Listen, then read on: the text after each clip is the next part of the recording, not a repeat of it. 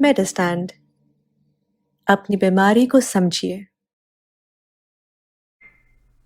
अस्सलाम वालेकुम ख़वातीन हज़रात, प्रोफेसर अज़ीज़ुर रहमान फ्रॉम मेडिस्टैंड अपनी बीमारी को समझिए। आज मैं एक ऐसी वीडियो के साथ हाज़िर हूँ जिसके बारे में आपको इन्फॉर्मेशन बहुत ज़रूरी है। वो वीडियो का उन्वान है हार्ट फेलर। तो एक तो मैं ये वाज़े करना चाहता हूँ कि हार्ट फेलर में और हार्ट अटैक में क्या फ़र्क है। कई लोग इसको आपस में कंफ्यूज करते हैं। जो हमारे प्रोफेशनल लोग हैं ऑफ कोर्स उनको तो बहुत क्लियर कॉन्सेप्ट होता है, लेकिन जो पेशेंट है वो कई दफ़ा हार्ट अटैक और हार्ट फेलर को आपस में कंफ्यूज करते हैं। तो दो क्या चीज़ें, हार्ट अटैक का मतलब आम तौर पर ये लिया जाता है कि एकदम से खून की नाली बंद हुई। जो दिल की दो नालियां हैं उनमें से कोई एक नाली या उसकी कोई एक ब्रांच कहीं से बंद होगी। वो पहले तंग थी, अब उसके अंदर क्लॉट बन गया और वो बंद होगी, तो उसके नतीजे में हार्ट का एक हिस्सा खून की सप्लाई से महरूम हो गया है, तो इसको बोलते हैं हार्ट अटैक। इसके नतीजे में आम तौर पे जो मेन अलामत है वो छाती में दर्द होती है, जिसको मैं एक वीडियो के ऊपर कवर कर चुका हूँ। और छाती में दर्द होती है तो फौरी तौर पर आपको हॉस्पिटल जाना पड़ता है और ट्रीटमेंट से आप कुछ दिनों में ठीक हो जाते हैं। तो ये तो हार्ट अटैक। हार्ट फेलर इससे एक बल्कि ज़्यादा ख़तरनाक चीज़ है। हार्ट फेलर का मतलब ये होता है कि आपका जो दिल है वो हार्ट अटैक के नतीजे में या खून की नालियाँ आहिस्ता आहिस्ता बंद होने के नतीजे में, या दिल के वेल्व्स तंग या लीक करने के नतीजे में, या दिल में सुराख के होने के नतीजे में, या दिल का जो पट्टा है उसके कमज़ोर होने के नतीजे में, या कुछ और वजूहात हैं जैसे अल्कोहल का इस्तेमाल, स्मोकिंग। ये सारी चीज़ें ना कई दफ़ा दिल को कमज़ोर कर देती है। दिल के पट्टे को, अगर दिल का पट्टा कमज़ोर हो जाए और उसको जैसे पंप करना चाहिए वो पंप ना करे, और जो दिल जो है वो कमज़ोरी की वजह से फूल जाए, तो इसको हार्ट फेलर कहते हैं। हार्ट फेलर एक पोटेंशियली सीरियस बीमारी है और इसकी काफ़ी सारी किस्में हैं। मतलब अब आपको यकीनन मेरे ख्याल में ज़रूरी नहीं बताना उसकी क्या किस्में हैं, लेकिन ये आपको पता होना चाहिए कि मुमकिन है कि आपको किसी और शख्स से मुख्तलिफ ट्रीटमेंट दी गई हो, क्योंकि आपको हार्ट फेलर की किस्म मुख्तलिफ है।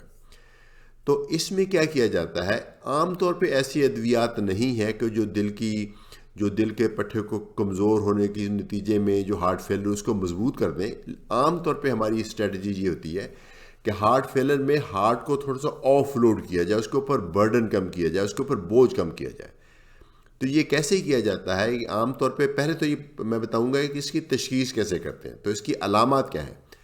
अलामात ये हैं कि अगर आपको चलते हुए, इसकी मुख्तलिफ स्टेजेस हैं, डिपेंड करता है एक्चुअली। अगर आपको हल्का सा हार्ट फेलर है तो पहली चीज़ आप नोटिस करेंगे कि वो फिज़िकल एक्टिविटी, वो लेवल ऑफ फिज़िकल एक्टिविटी जो आप पहले करते थे आराम से, अब उसी के ऊपर आपको सांस चढ़ना शुरू हो गया, यानी एक्सर्शनल डिस्निया कहते हैं उसको। एक्सर्शन के दौरान सांस चढ़ना शुरू हो गया। ये इस तरह की अलामात लंग्स में भी हो सकती हैं, खून की कमी से भी हो सकती हैं, लेकिन हार्ट की भी एक सिम्टम ये है कि चलते हुए अब आप जब ज़रा ज़ोर वाला काम करते हैं तो आपका सांस चढ़ता है। जैसे जैसे ये बीमारी बढ़ती है तो फिर कई दफ़ा बैठे बैठे भी सांस चढ़ता है। अनफॉर्चुनेटली कई दफ़ा ऐसी स्टेज भी आ जाती है जब लेटे हुए बल्कि ज़्यादा सांस चढ़ता है। बंदा जब लेटता है तो उसको सांस की तकलीफ़ इतनी होती है को हड़बड़ा के उठता है और उसको बैठने से थोड़ा सा सुकून मिलता है, लेटते हुए तकलीफ़ ज़्यादा होती है। तो ये भी हार्ट फेलर की अलामत है। एक ये है कि रात को बंदा सोता है, जब सुबह उठने से पहले उसको पहले ही रात को कई दफ़ा ऐसे घबराहट से जाग खुलती है, और जाग खुलने के बाद वो उठ के बैठता है या खिड़की खोलता है, थोड़ी सी शर्ट गीली करता है, लंबे लंबे सांस लेता है, पानी पीता है, थोड़ी देर में सांस की तकलीफ़ ठीक हो जाती है और फिर वो लेट जाता है। तब कई दफ़ा फिर दोबारा भी ऐसा हो जाता है। ये भी हार्ट की एक अलामत है। उसके अलावा हार्ट फेलर की अलामत क्या है कि कई दफ़ा पाँव सूजने शुरू हो जाते हैं, पेट भी फूलना शुरू हो जाता है, लिवर भी कई दफ़ा बढ़ जाता है, नेक पे भी यहाँ आपकी वेन्स फूलना शुरू हो जाती हैं।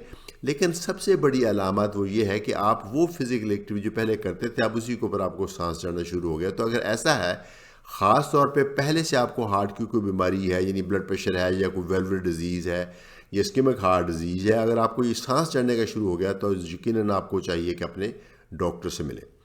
اس میں 2-3 ٹیسٹ ہیں جس کے بعد ہمیں مکمل طور پہ پتہ چل جاتا ہے کہ ہارٹ فیلر ہے کہ نہیں ہے، اگر ہے تو کتنا ہے، کون سی قسم ہے۔ ایک تو آپ کی ای سی جی کی جاتی ہے، اگرچہ ای سی جی میں ہارٹ فیلر کا بہت نہیں پتہ چلتا، لیکن ای سی جی عام طور پہ ٹیسٹوں میں شامل کی جاتی ہے۔ ایکس رے آپ کا کیا جائے گا، ایکس رے میں پتہ چل جائے گا کہ آپ کا ہارٹ کا سائز بڑھ تو نہیں گا۔ ہارٹ کا ایک سائز ہوتا ہے، ایک ڈاکٹر جو ہے یا ایک فزیشین یا کارڈیولوجسٹ یا ریڈیولوجسٹ وہ بتائے گا کہ ہارٹ کا سائز بڑھ تو نہیں گیا۔ اگر ہارٹ کا سائز بڑھ گیا ہے تو اس کا مطلب وہ بھی ہارٹ فیلر کی نشانی ہے۔ ایک ٹیسٹ ہے جو بہت ہی مفید ہے، جو سب سے زیادہ مفید ہے ہارٹ فیلر میں، وہ ہے ایکو کارڈیوگرافی۔ ایکو کارڈیوگرافی تھوڑا سا ایکسپینسو ہے ایکس رے کی نسبت، لیکن اتنی زیادہ اچھی انفارمیشن دیتا ہے کہ آپ کے ہارٹ کے بارے میں، خاص طور کے ہارٹ فیلر کے پوائنٹ آف ویو سے یہ بہت ہی یوزفل انفارمیشن دیتا ہے۔ یعنی بالکل میجر کر کے بتاتا ہے کہ آپ کا ہارٹ کا فنکشن کتنا ہونا چاہیے اور کتنا ہے۔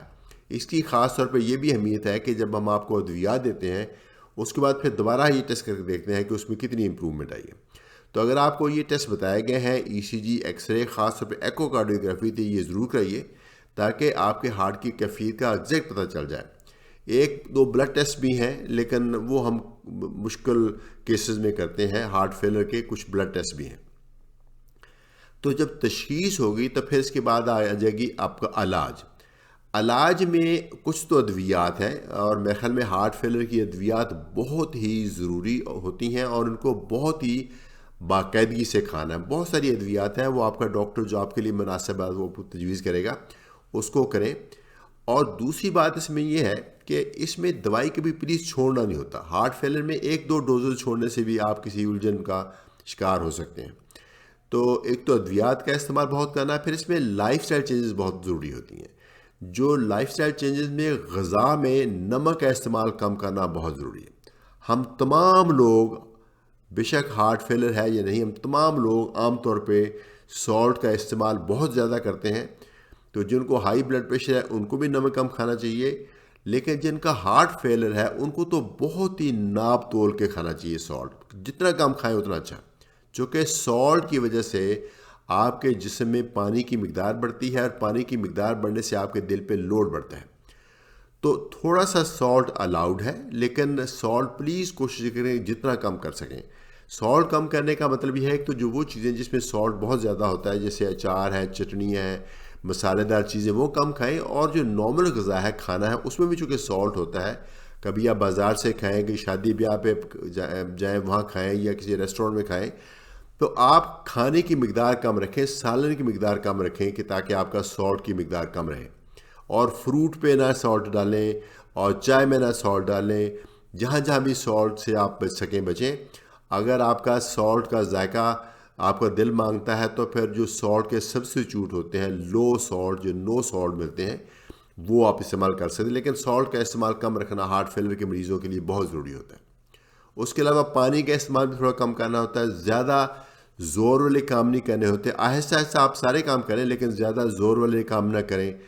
سوتے وقت اگر آپ کو سانس کا چڑھتا ہے تو بیڈ سائڈ کی والی جو ہیڈ والی سائڈ ہے وہ ذرا اونچی کر لیں، ایک آدھ پیچھے رضائی یا تکیہ ایکسٹرا رکھ لیں، یا پلنگ کے نیچے 2 اینٹیں رکھ لیں، ایک ایک اینٹ دونوں طرف رکھ لیں۔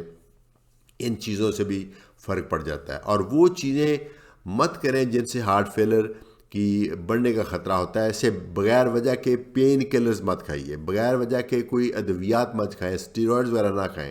تو یہ تمام چیزیں ہیں جو آپ کے ہارٹ کو کمزور کر سکتے ہیں۔ خون کی کمی نہیں ہونی چاہیے، ہارٹ فیلر کے بعد آپ کو خون کی کمی ہو جائے تو وہ بھی ہارٹ فیلر میں اضافہ کر سکتی ہے۔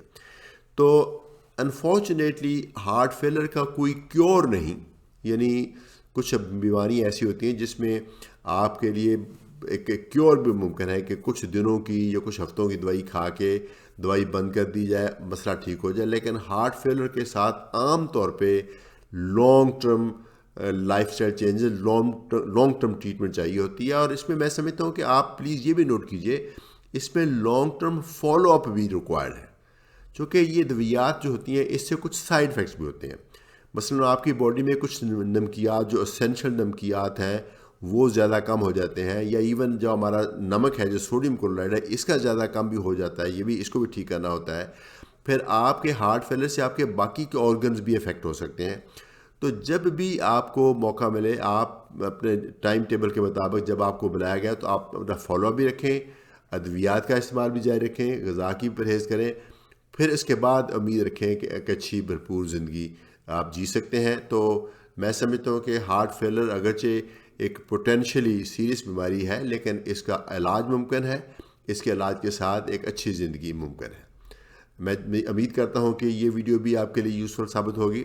تو اجازت چاہوں گا، professor Aziz Ur Rahman from mid stand, اپنی بیماری کو سمجھیے۔